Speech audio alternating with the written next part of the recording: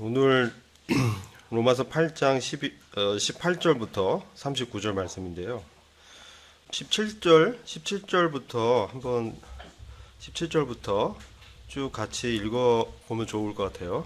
시간이 좀 있으니까 교독을 하도록 하겠습니다. 제가 먼저 읽고 우리 형제 자매님들이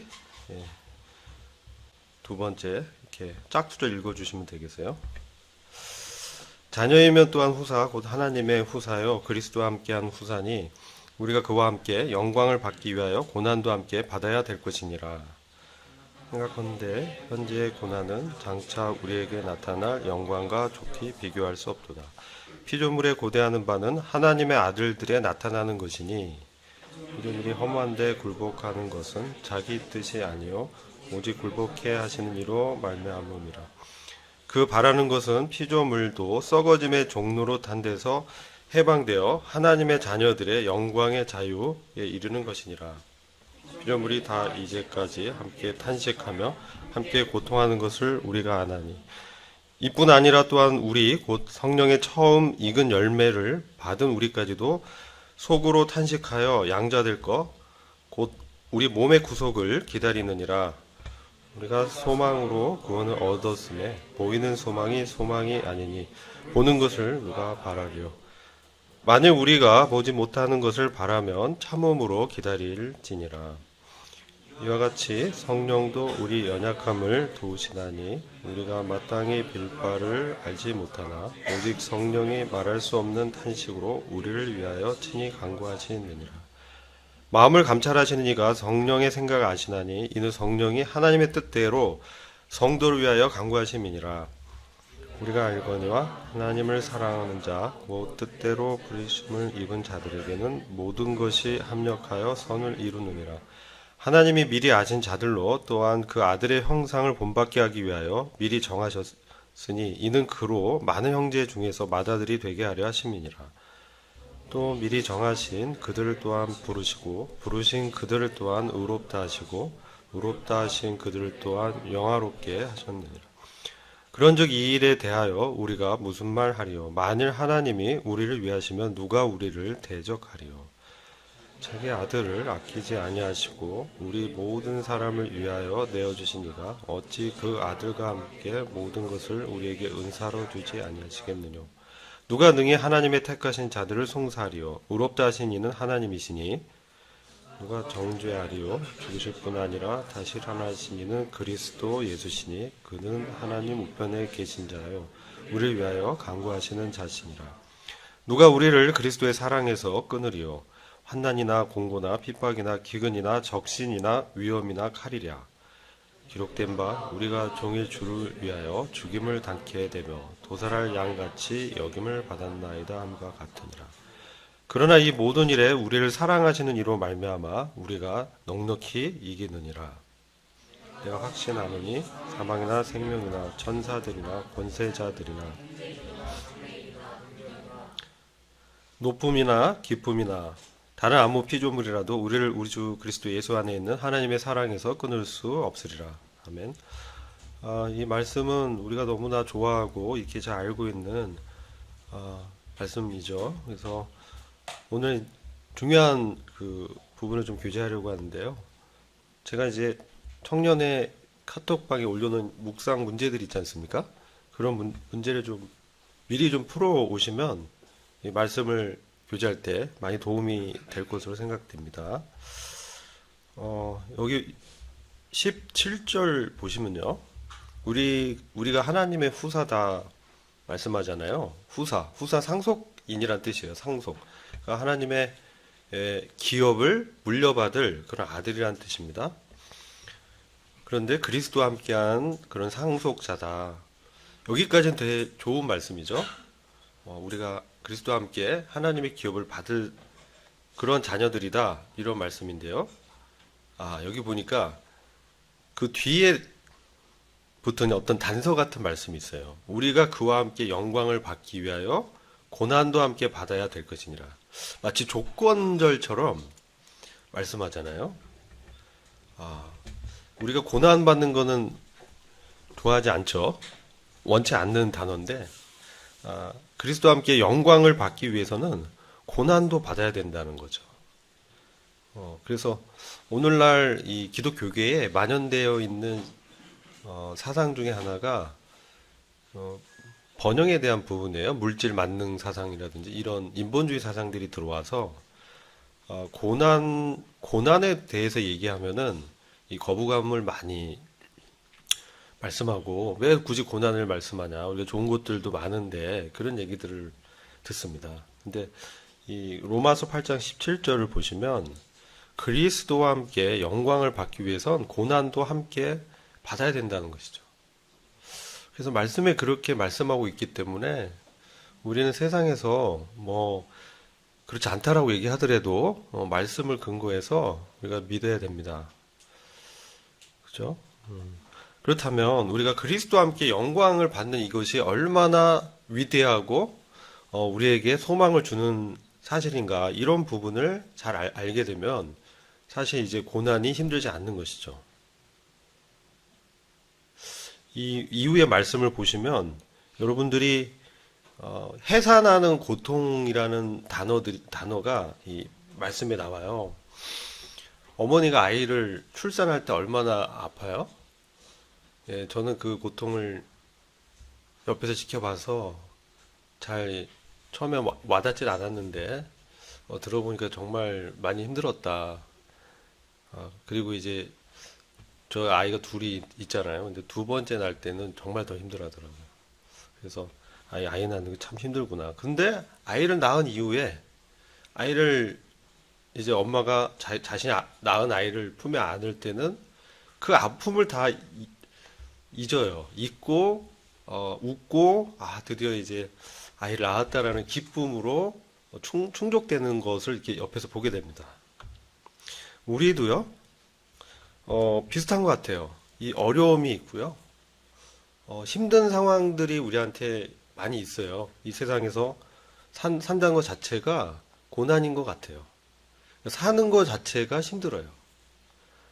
요즘 더 특히 그런 것 같아요. 우리 때만 해도, 저희 때 이제 제가 청년 때가 이제 35년 전인데, 20대 때, 이제 35년 전에, 그때는 지금처럼 이제 경제 상황이 힘들지 않았어요. 그래서 취업하는 것도 어려움이 없었고, 그래서 무슨 낭만 같은 것도 좀 있고 그랬던 것 같아요. 쫓긴다라는 생각을 많이 못하고, 그래도 좀 그 여유 있는 그런 삶을 살았어요. 근데 제가 4학년 때 이제 군대 갔다 왔는데,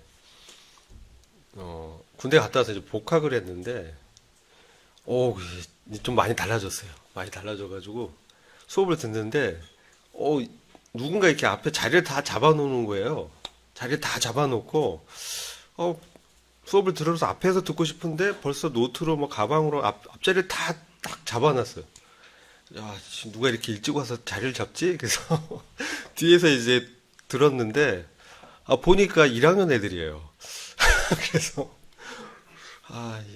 4학년 복학생이 이제 와서 들어서 자리도 뒤에서 들어야 되고, 그게 시대가 바뀌었다는 거죠. 저희가 군대 시절 30개월이었어요. 지금은 좀 짧죠. 30개월이었는데, 군대 갔다 와서 좀 공부를 좀 하려는 생각들을 많이 하잖아요. 근데 1학년 때부터 그렇게 하더라고요. 그래서 요즘은 더 심해졌을 거다 이런 생각을 들어요. 뭐 시험도 준비하지 뭐 하지, 이런 모든 어떤 스트레스들을 받게 되는 것 같아요. 당시 이 기독교인들이 뭐 그런 스트레스와 어려움을 받은 것은 아닌데, 요즘 현대 시대의 청년들이 또 기혼 이 성도들이 이 세상을 통과하면서 받는 어려움들이 있다는 거죠. 그런데요, 이런 어려움 가운데서 어떻게 우리가 그것을 통과하느냐에 따라서 장차 우리에게 나타날 영광을 풍성히 누릴 수 있는 반면에, 정말 그렇지 않고 세상에 이제 세속화돼서 주님과 관계없이 통과한다면 그런 영광에 동참할 때 부끄러움을 당하게 될 것이라는 것을 성경은 증거하고 있죠. 이 영광은 무엇이냐? 이 18절을 보시면요, 현재의 고난을 얘기해요. 현재의 고난은 장차 우리가 받을 나타날 영광과 좋게 비교할 수 없도다. 이 나타날 영광이 뭐냐는 것이죠. 미래적인 사건인데 나타날 영광은 뭐냐. 근데 19절 보니까 이 영광을 피조물도 기다리고 있는 거예요. 피조물. 이 피조물은 하나님 외에 지어진 그런 존재들입니다. 이 피조물들이 지금 어떤 상태예요? 지금 뭡니까? 21절 보면 20절과 21절 보시면 허무한데 굴복하고 있다. 그리고 썩어짐의 종로를 타고 있다는 거예요. 그전에는 그런 상태가 아니었어요. 그전에는 하나님께서 에덴을 창조하시고 얼마나 자유롭고 평화롭고 먹을 것이 풍성하고, 그러나 아담과 하와의 범죄로 인해서 저주받았죠. 땅이 저주받고 가시와 엉겅퀴를 내게 되고 노동을 해야만, 힘들게 일을 해야만 소득을 얻을 수 있는, 그렇게 땅이 저주를 받은 상태예요. 그리고 그 이전 여러분 아시다시피 육식이 없었죠. 그죠? 초식 위주였어요. 그런데 지금 어떻습니까? 지금은 양육 강식이죠. 아마 이제 노아 시기를 전후로 해서 육식과 초식 이런 것이 또 구분이 되었고, 지금은 어떻습니까? 지금은 수명도 많이 짧아졌죠. 그래서 성경을 구약을 보면 이사야서를 보다 보면 천년 왕국의 상태를 얘기하는데, 이게 그러니까 회복된 에덴의 상태를 보여주고 있다고 분별하고 있습니다. 천년 왕국의 상태는 일단은 사자와 어린 양이 뛰논다는 거예요.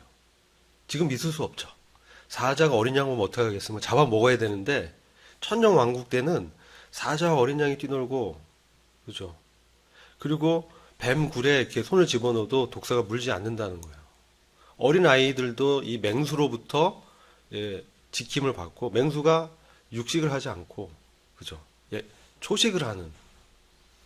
그래서 옛날 그런 인류학자들 얘기를 보면 사자도 옛날에 뭐 풀을 뜯어 먹었다, 뭐 그렇게 얘기하는 분도 있어요. 이와 같이 피조물이 지금 살아남기 위해서, 좀 더 살기 위해서 자기 동료들을 잡아먹거나 짐승들을 잡아먹거나 이렇게 하고 있다는 거죠. 이게 바로 뭡니까? 바로 죽음과 사망과 이 각박한 이 세상에 죄로 인해서 타락한 세상이 지금 쓴 열매들을 먹고 있는 거죠. 이게 썩어짐의 종로로 타는 거예요. 우리는 어떻습니까? 우리도 자원이 제한돼 있어가지고 먹고 살기 위해서 어떻게 해야 돼요? 정말 열심히 일해야 되고요. 그리고 소득이 이제 거기서 기대해야 되고, 이런 지금 시대가 지금 저희들이 보내고 있다. 근데 이럴 수밖에 없는 것은 이것을 굴복하게 만드신 분이 있다는 거예요. 8장 20절에.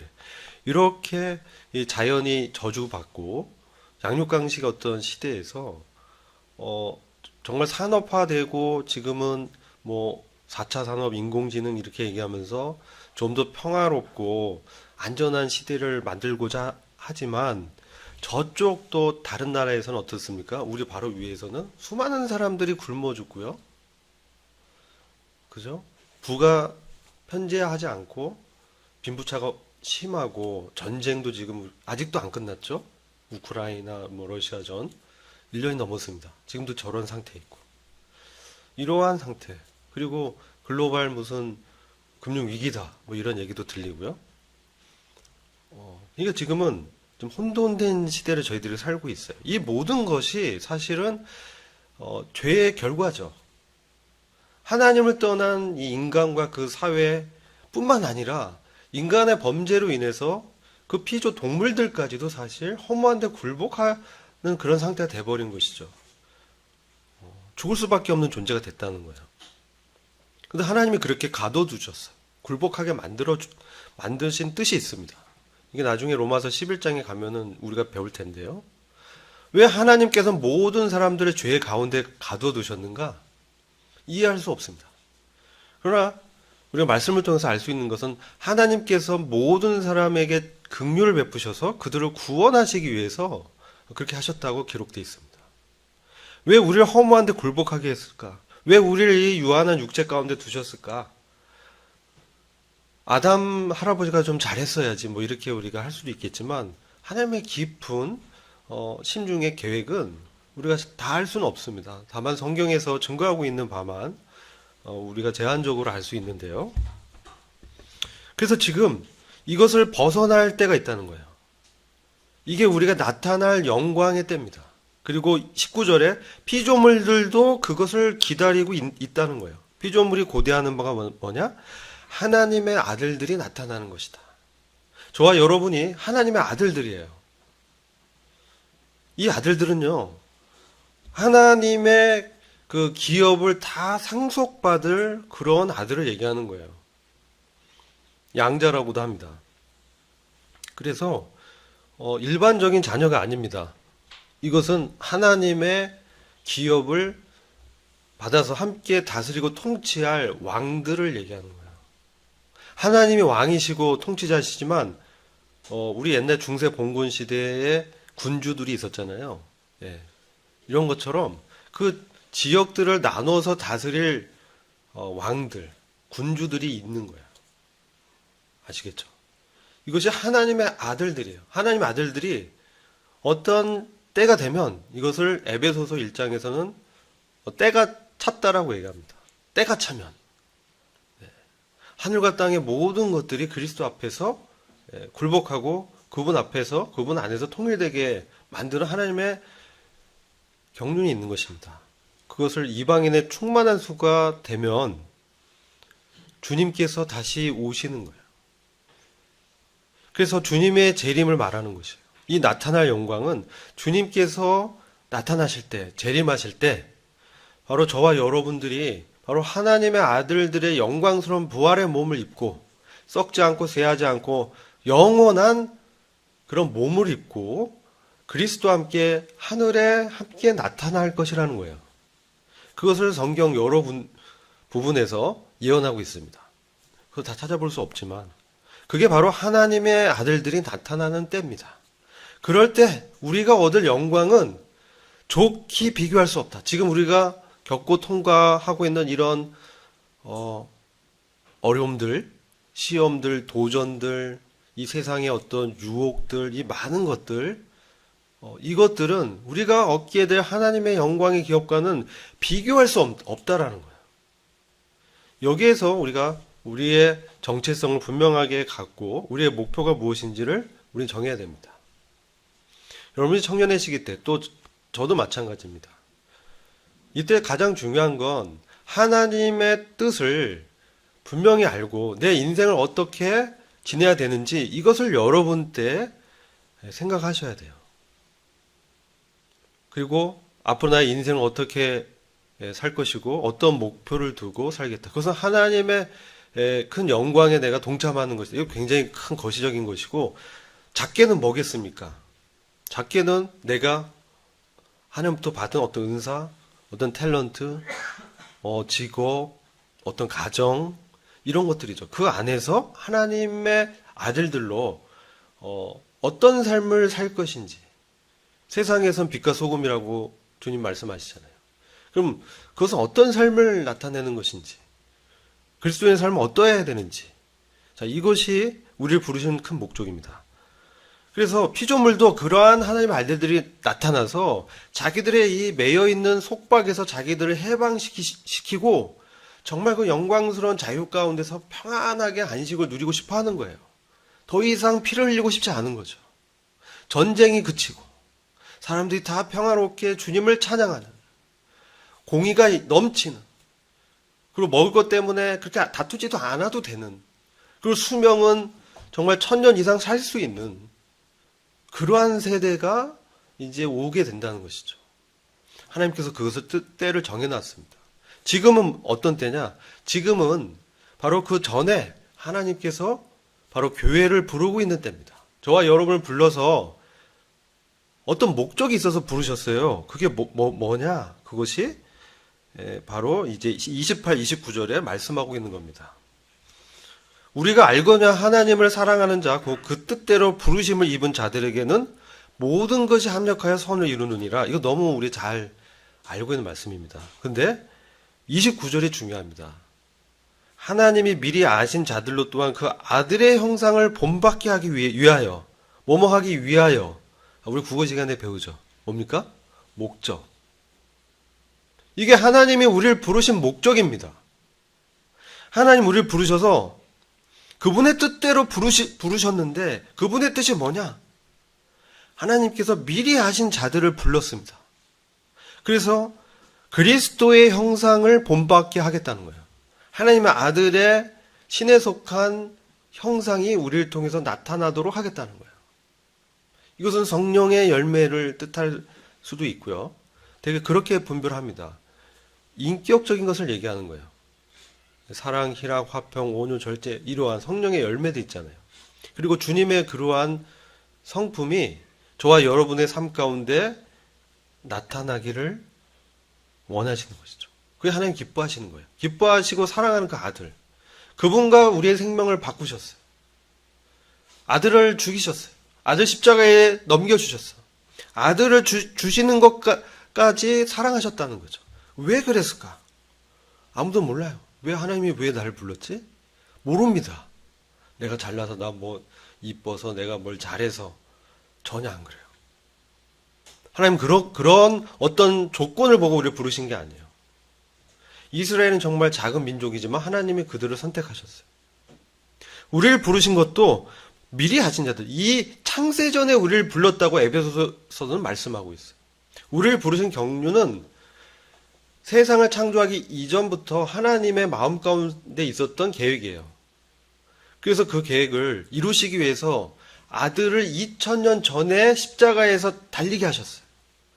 우리가 태어나기 전부터 하나님께서 우리를 심중에 품고 우리가 어떤 죄를 짓고 어떤 죄된 삶을 살지를 다 아시고 미리 아들 그리스도를 예비하셔서 그 몸으로 십자가에서 우리의 모든 죄를 해결하셨다는 거예요.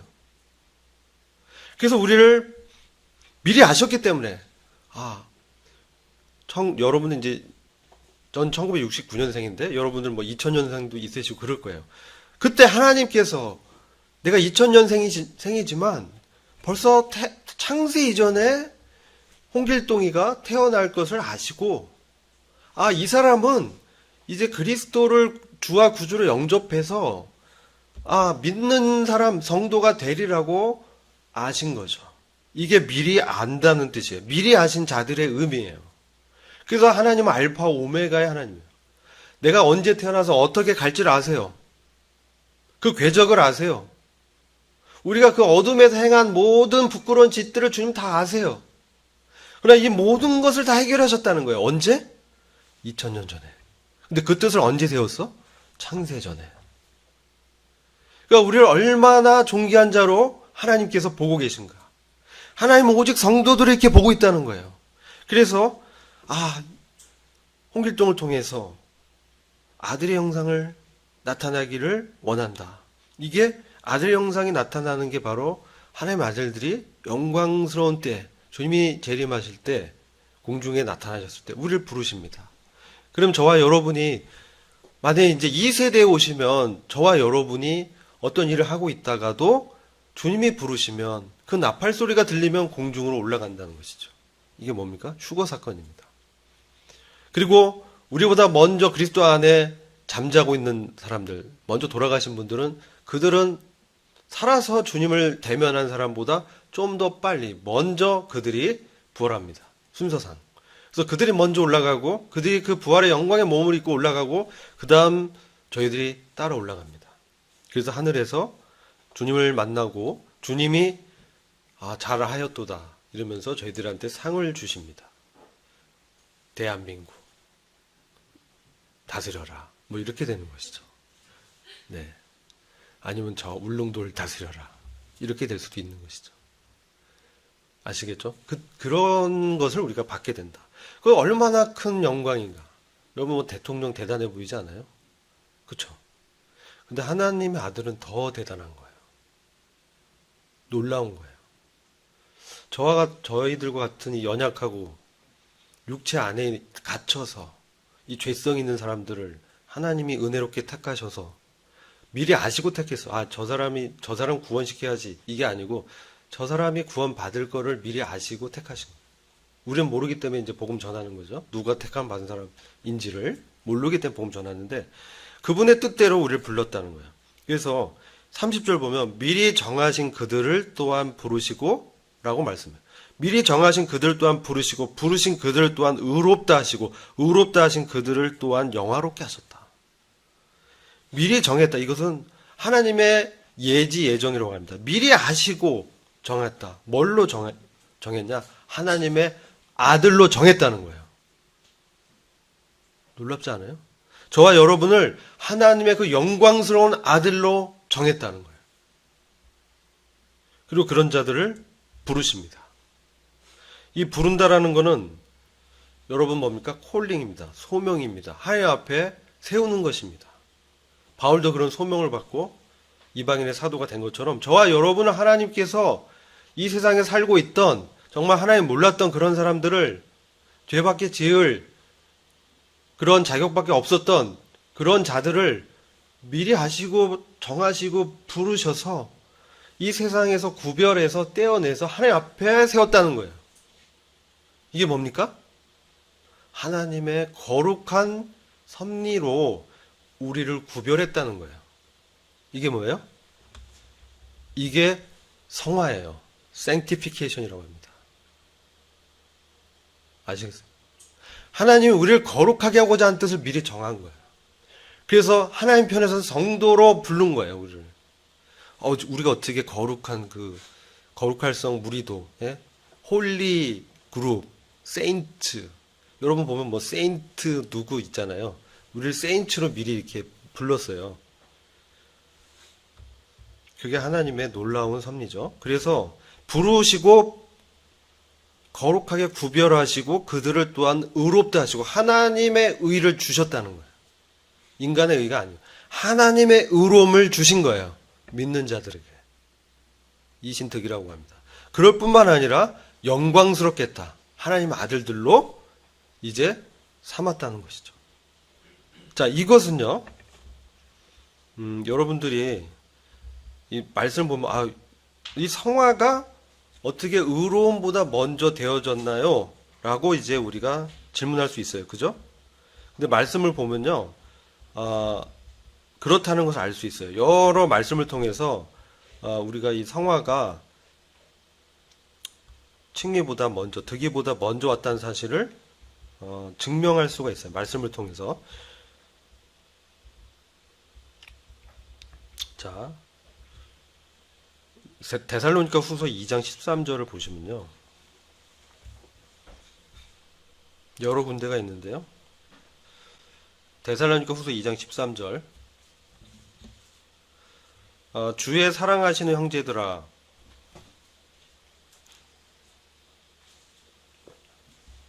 우리가 항상 너희를 위하여 마땅히 하나님께 감사할 것은 하나님이 처음부터 너희를 택하사 미리 아시고 택하셔 정했어. 홍길동, 너는 성도야. 하나님의 아들로 내가 너를 불렀어. 그래서 택하서 어떻게 했어요? 성령의 거룩하게 하심과 성령으로 그를 구분했다는 거예요. 성령으로 그를 불러서 하나님이 그를 세웠다는 거죠. 이게 sanctification이에요. 그리고 진리를 믿음으로 어떻게 돼요? 구원을 얻게 하셨어. 하나님의 이 섭리 가운데 우리를 택하시고 거룩하게 구분하시고 진리를 믿을 때 구원을 얻게 하셨다는 거예요. 근데 이렇게 하기 위해서 주님이 어떻게 했냐? 요한복음 17장 17절을 보시면요. 요한복음 17장 17절을 보세요. 거기 보면 저희를 진리로 거룩하게 하옵소서. 아버지의 말씀은 진리니이다. 자, 아버지의 말씀, 하나님의 말씀으로 우리를 거룩하게 하옵소서. 이렇게 말씀하는 거예요. 자, 우리가 로마서 8장을 보면은 육체를 따라서 육신대로 살면 그것은 사망이고요. 영을 쫓아서 가면 생명과 평안이에요. 근데 우리가 이 육체의 어떤 몸의 행실을 죽이라고 하고 있고 무엇으로 죽이라고 하냐면 영으로 죽이라고 말씀해요. 그렇죠? 로마서 8장 저희가 지난 시간에 배웠잖아요. 영으로 몸의 행실을 죽이라. 이 영으로 할 때 영이 뭡니까? 하나님의 말씀입니다. 그래서 이게 진리입니다. 진리로 몸의 행실을 죽이는 것도 중요합니다. 근데 여기서 제가 말씀을 드리려고 하는 거는 19절 때문에 그래요. 요한복음 17장 19절 때문에. 거기에 주님께서 직접 저희를 위하여 내가 나를 거룩하게 구별했다. 이는 저희도 진리로 거룩함을 얻게 하려 함이니이다. 이 말씀 매우 중요합니다. 이 말씀이 성화를 푸는 핵심 말씀이에요. 여기서 주님이 우리를 진리로 거룩하게 해달라고 아버지께 기도하면서 내가 나를 거룩하게 구별했다고 말씀하는 거예요. 이게 어떤 말씀이냐면 십자가를 지는 그 길을 주님이 선택했다는 거예요. 그리고 아버지께서 그러한 고난의 쓴잔을 주실 때 주님이 그것을 받으셨다는 것이죠. 그럴 뿐만 아니라 우리가 요한복음 14장부터 17장을 쭉 읽으면 우리 주님께서 하늘에 이제 올라간다는 말씀이에요. 내가 이제 십자가에서 달려서 죽고 사흘 만에 죽은 자 가운데서 일어나서 있다가 내가 이제 아버지께로 간다. 그런 얘기 하니까 제자들이 좀 싫어하고 거부감 느꼈잖아요. 근데 그것이 너희를 위해서 더 좋다. 그렇게 말씀하셨어요. 왜냐하면 보혜사 성령을 보낼 거기 때문에 그렇다. 그리고 이 요한복음 17장을 쭉 읽으면요.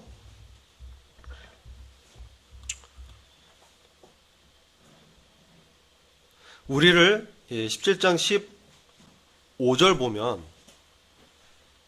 내가 비옵는 것은 주님이 기도하는 거예요. 제자를 위해서 기도해요. 저와 여러분을 위해서 주님이 기도합니다. 저희를 세상에서 데려가시길 위함이 아니요 오직 악에 빠지지 않게 보존하시길 위함이니이다.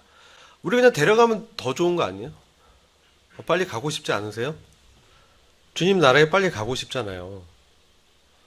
왜 이렇게 힘든 이 세상, 어려운 세상, 정말 먹고 살기 각박한 세상에 오래 살고 싶으세요? 빨리 가서 주님 나라에 가서 주님과 함께 있는 게 우리에게 복이잖아요. 사도 바울이 그래서 자기는 주님 나라에 빨리 가고 싶다고 얘기하잖아요. 그렇지만 이제 성도를 위해서 내가 남아있다 이렇게 얘기하셨는데 우리가 뭐 할 일이 있죠. 그래서 우리가 맡기신 일들이 있기 때문에 아직 우리가 이 땅에 있죠. 근데 주님이 세상에 데려가 달라고 이렇게 기도한 게 아니라 오직 악에 빠지지 않게 보존해 달라. 그리고 진리로 거룩하게 하옵소서. 이렇게 기도하신 거예요. 내가 세상에 속하지 아니함 같이 저희도 세상에 속하지 아니하였삼나이다. 이렇게 말씀하셨어요. 그러면서 20절 보면 요한복음 10장 20절 내가 비옵는 건 이 사람들만 위함이 아니요 또 저희 말을 인하여 나를 믿는 사람들도 위함이니 저와 여러분도 말씀을 인해서 믿게 된 사람들이잖아요. 저희를 위해서도 이 기도를 하셨다는 거예요. 그래서 아버지께서 내 안에 내가 아버지 안에 있는 것 같이 저희도 다 하나가 되어서 우리 안에 있게 하사 세상으로 아버지께서 나를 보내신 것을 믿게 하옵소서. 아버지 하나님 안에 이제 하나 되는 연합을 말씀하죠. 중요하죠. 우리가 주님을 믿는다는 거, 하나님과 그리스도의 그 연합의 관계 속에 그 교제 안에 우리가 연합된다는 의미가 있죠. 근데 17장 22절, 23절 보면 내게 주신 영광을 내가 저에게 주었사오니 이는 우리가 하나가 된 것 같이 저희도 하나가 되게 하려 함이니라. 내게 주신 영광이 뭐겠습니까? 하나님 아버지께서 아들에게 주신 영광이 있습니다. 요한복음 5장을 가보면 심판하는 권세를 맡기셨다고 했고요. 그쵸? 그리고 그 영광, 아버지가 아들에게 준 영광은 사실 아버지의 그 통치권을 아들에게 이제 맡기신 거잖아요. 이것을 저희에게도 주었다. 우리에게도 하나님 아들들로 함께 다스릴 수 있도록 그렇게 하셨다는 거죠. 그리고 아들의 그 교제권 안에 함께 있는 그 연합된 관계 속에 있는 그러한 놀라운 영광을 우리에게 주셨다. 그래서 우리가 하나 된 것 같이 저희도 하나 되게 하겠다. 이러면서 쭉 말씀하는데요. 곧 내가 저희 안에 아버지께서 내 안에 계셔 저희로 온전함을 이루어 하나가 되게 하려 함은 아버지께서 나를 보내신 것과 또 나를 사랑하신 같이 저희도 사랑하신 것 세상으로 알게 하려 함이로소이다. 온전함을 이루어 하나가 되게. 이게 이제 흠정역 보면 하나 안에서 완전함을 이루도록 이렇게 또 번역합니다. 그래서 우리가 성장하고 성화되고 이런 것들은요 그리스도 안에 이 하나됨 안에 있어야 된다는 거예요. 그걸 말씀하면서 24절에 아버지여 내게 주신 자도 나 있는 곳에 나와 함께 있어 아버지께서 창세 전부터 나를 사랑하심으로 내게 주신 나의 영광을 저희로 보게 하시기를 원합니다. 이게 매우 중요합니다. 아버지여 내게 주신 자도, 그러니까 저희들도 아버지 하나님이 주님께 주셨어요. 우리가 주님의 소유잖아요. 그래서 아버지 하나님께 그 피로 사서 우리를 아버지 하나님께 이제 드렸다라고 말씀해요. 그래서 하나님의 나라와 기업으로 삼았다. 계시록 1장에 보면 그렇게 말씀하고 있어요. 근데 나 있는 곳에 나와 함께 있어. 이 말씀하는 거죠. 나 있는 곳에 나와 함께 있어. 그리스도께서 어디 계시냐? 땅에도 계셨죠. 근데 사실 그리스도께서는 아버지 하나님과 그 신령한 교제 가운데 계셨어요. 이 땅에 계셨지만 몸으로 이 땅을 통과해 갔지만 하나님과 항상 하늘에 계신 그 아버지와 교제권 가운데 있었어요. 그래서 이 나 있는 곳에 나와 함께 있다라는 것이 뭡니까? 이게 아까 요한복음 17장에서 요한복음 10장 19절에서 내가 나를 거룩하게 한다. 구별해서 하나님과 함께 있는 그러한 자신의 그 하늘에 속한 위치를 말씀하는 거거든요. 그리고 그 뜻을 그 위치 아래서 우리 주님께서 자기를 십자가의 그러한 고난의 잔을 이제 선택하시고 그 뜻을 이제 가시는 그런 것까지 이제 말씀하죠. 이게 성별되고 거룩하게 된 우리 주님을 말씀하는 거예요. 근데 저희들도 바로 그 주님이 계신 그곳에 있게 해달라고 하셨어요. 이것은 주님이 아버지 하나님과 누렸던 그 신령한 교제 안에 우리를 두시고, 그리고 우리 주님이 가셨던 그 십자가의 길을 가는, 그래서 그 하나님의 말씀으로 우리를 진리로 거룩하게 하셨고, 또 거룩하게 하는 삶을 살도록 하시겠다는 거예요. 이게 우리를 부르신 목적이에요. 이게 아들의 형상을 닮아가도록 하신 우리 주님이 아버지께 기도했던 거예요. 이 일을 가능하게 한 것이 뭐냐? 성령님이 우리한테 오셨다는 거예요. 이것을 하시기 위해서. 그래서 이 로마서 8장을 사실 보면 성령의 장이에요. 우리가 어떻게 이러한 하나님 아들의 삶을 살 수 있겠는가? 이것은요, 사실 성령님이 그렇게 우리를 만들어 가시고 인도하실 때 우리가 우리 몸을 성령님의 인도함에 드릴 때, 순종할 때 이런 아들의 삶이 우리 가운데, 아들의 인격이 우리 가운데, 이 성령의 열매들이 우리 가운데 맺어지게 된다는 거죠. 그래서 이런 것이 우리에게 여러분 매우 중요한 거죠. 근데 어려워요. 쉽지는 않아요. 그래서 고난이라고 얘기하는 거예요. 우리가 세상에서 하나님의 아들의 그러한 삶을 본받고 사는 이 삶은 쉬운 것만 아니에요. 그러나 불가능한 것도 아니에요. 왜? 하나님께서 우리를 부르시고 우리를 위하시기 때문에 그래요. 31절 보세요. 그런 즉 이 일에 대하여 우리가 무슨 말하리요? 이 일이 뭡니까? 우리를 부르시고 부르신 그들 또한 의롭다 하시고 의롭다 하신 그들 또한 영화롭게 하시는 이 하나님의 원대한 구원의 프로젝트, 하나님의 영광을 드러내는 이 놀라운 하나님의 구원의 계획에 우리를 부르셨어요. 그래서 하나님께 영광 돌리는 사람으로 세워서 아들의 형상을 나타내는, 주님을 닮아가는, 주와 같이 되게 하시는 이 일에 대하여, 그런즉 이 일에 대하여 그 영광스러운 아들로 나타나게 하는 하나님이 우리를 부르신 그 목적을 이루시는 그 일에 대해서 우리가 무슨 말 하겠느냐. 우리 주님도 기도하셨잖아요. 진리로 나를 거룩하게 구별해서 나를 십자가에 달리도록 내주고 내가 아버지 하나님께 누렸던 그 영광스러운 교제 가운데 우리를 부르셔서 그 하나됨 가운데 두셔서 성령님의 인도함 가운데서 그런 일들이 가능하도록 우리에게 날마다 말씀하고 인도하신다는 것이죠. 그래서 우리가 무슨 말 하려? 만약 하나님이 우리를 위하시면 누가 우리를 대적하리요?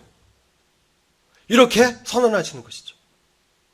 그분이 우리 안에 계시기 때문에, 그분이 우리를 사랑해서 아들 주셨기 때문에, 그 아들이 우리 안에 사시기 때문에 자기 아들 아끼지 아니하시고 우리의 모든 사람을 위하여 내어주신 이가 어찌 그 아들과 함께 모든 것을 우리에게 선물로 주지 아니하시겠느냐. 사랑해서 아들까지 내어줬는데 이 모든 것을 우리에게 줄 준비가 하나님 돼 계신 거예요. 근데 우리가 그 이제 때가 되면 그걸 다 차근차근 다 주실 거예요. 그래서 우리 평생에 주님을 이제 주님과 동행하면서 주님이 우리 안에 사시면서 그런 삶을 살도록 하시겠다고 내가 이미 의롭다 하시고 의롭다 하신 그들 또한 영화롭게 했다라고 하나님이 선언하셨기 때문에 하나님이 이렇게 말씀하시고 선언하시는데 누가 대적하겠느냐? 아무도 못한다는 것이죠.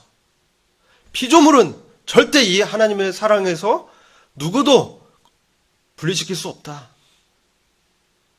누가 능히 하나님이 택하신 자를 송사하리요, 재판하리요. 이 재판 과정을 좀 말씀하는 거예요. 사탄은 우리를 송사합니다. 근데 누가 하나님의 이 택해서 아들을 아낌없이 내어주신 그 하나님의 택하신 자들을 누가 재판에 송사하리요? 송사할 사람은 없어요. 왜? 의롭다고 하신 분이 하나님이시라는 거예요. 내가 의롭다고 이미 선언했어. 그 다음 아무도 이제 얘기 못하는 거죠. 누가 정죄하려? 우리가 스스로 정죄하는 경우 있습니다. 아, 내가 왜 이러지? 근데 그건 사실 하나님 뜻은 아니에요. 아무도 정죄하지 못하게 하나님이 하셨다는 거예요. 죽으실 뿐 아니라 다시 살아나시는 그리스도 예수님, 그는 하나님 우편에 계신 자고 우리를 위하여 간구하시는 자시다. 우리 주님 지금도 우리를 위하여 간구하는 분입니다. 우리가 넘어질 걸 아시고도 그걸 미리 다 중보하시고 기도하시는 분이에요. 누가 우리를 그리스도의 사랑에서 끊겠느냐? 이 사랑에서 끊을 자가 없다는 거예요. 끊을 것이 없다. 이거는 영원한 결속관계에 이제 우리가 들어가 있는 거예요. 환난이나 공고나 핍박이나 기근이나 적신 이제 홀로 되는 거, 위험이나 칼이냐. 이 모든 것들이 그리스도 예수 안에 있는 그 위대한 사랑에서 우리를 분리시킬 수 없다. 기록한 바 우리가 종일 주를 위하여 죽임을 당케 되며 도살 양같이 여김을 받았나이다 함과 같으니라. 우리가 이렇게 이 세상에서 주님을 위하여 참 어려움을 당할 때도 주님이 우리와 함께 계시기 때문에 우리가 어떻습니까? 이러한 시험, 어려움, 그리고 이 유혹들, 이런 것들에서 우리가 이길 수 있다는 거예요. 그래서 로마서 8장 37절에 우리가 시험을 이기고 고난을 이기는 것은요, 이게 매우 중요합니다. 이 모든 일에 우리를 사랑하시는 이로 말미암아. 이 모든 일에 우리가 넘어지고 힘들고 홀로 있는 것 같고 아무도 나를 이해하지 못하는 그런 상황이 있고 또 심지어 핍박까지 받고 불이익 당하는 이런 상태에 있을지라도 우리는 소망이 있습니다. 뭡니까? 하나님의 아들들로 이미 하나님이 부르셨고 세우셨고 이 모든 과정에서 우리 주님이 함께 하신다는. 그래서 이것을 통과하게 하시고, 그죠? 그리고 그분의 영광을 우리한테 나눠주시겠다고 이미 선언하셨어요. 그래서 우리를 사랑하는 그 주님으로 말미암아, 그 주님 때문에 우리가 그냥 가볍게 간신히 이기는 게 아닙니다. 간신히 이기는 게 아니고요, 넉넉히 충분하게 압도적으로 이긴다는 거예요. 이미 주님이 승리하셨어요. 우리는 발만 얹으면 돼요. 주님의 손을 붙잡고 가기만 하면 돼요. 그분께 우리의 주권을 넘겨드리기만 하면 돼요. 우리의 모든 삶의 영역을 주님께 맡기면 돼요. 그러면 주님이 이것을 책임지고 하시겠다는 거예요. 그냥 내 마음대로 살면 안 되는 거죠. 주님은 인격적이기 때문에 기다리다가 징계도 하십니다. 그러나 주님의 사랑 때문에 그렇다는 거예요. 그래서 이 넉넉히 이긴다. 이거는 정복자보다 나은 자다. 이렇게 이 다른 성경 말씀하고 있어요. 정복자보다. 오버컴이라고 얘기하면 오버컴, 극복하다. 근데 정복자보다 나은 사람들이다. more than conqueror, better than conqueror 이렇게 표현하는데 정복자보다. 이를테면 알렉산더 대왕보다 더 나은 자라는 거예요. 정복자. 그죠? 나라를 정복한 그런 사람들보다 죄의 사망의 권세에서 해방돼서 승리하는 주님의 이김 가운데서 그런 십자가의 길을 가는 사람들은 그런 사람들보다 더 나은 자들. 왜? 그런 사람보다 하나님의 아들로서 통치를 함께할 사람들이기 때문에 그런 사람들하고 비교할 수 없다는 거예요. 뭐 위인전기에 나온 그런 정도가 아니라는 거죠. 위대한 하나님의 아들의 프로젝트에 우리를 초청하신 거예요. 저와 여러분.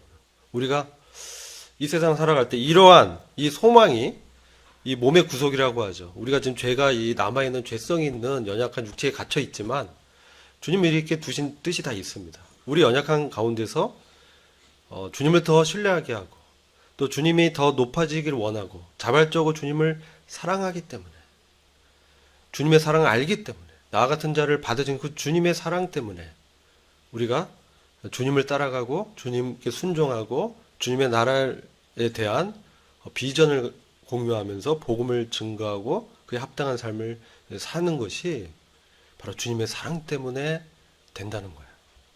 그분의 사랑 때문에. 저와 여러분 이런 주님의 사랑으로 넉넉히 이기는 정복자보다 더 나은 하나님의 아들들로 이 땅 가운데 주님과 함께 동행하기를 기도하겠습니다. 기도하고 마치겠습니다. 아버지 하나님, 주님께서 말씀하신 바와 같이 주님의 사랑으로 말미암아 우리가 시험을 넉넉히 이기고 주님의 승리 가운데 주님을 높이는 그런 자들로 세우신 것 감사합니다. 저희들을 자신에 이렇게 집중하지 않고 우리를 구원하시고 사랑하시는 우리 주님께 시선을 돌려서 주님을 바라보도록 저희를 일으켜 주시고 격려하시는 우리 주님을 이 시간 찬양을 드립니다. 이후의 시간도 주님께 의탁을 드렸고 예수 그리스도의 귀하신 이름으로 기도했습니다.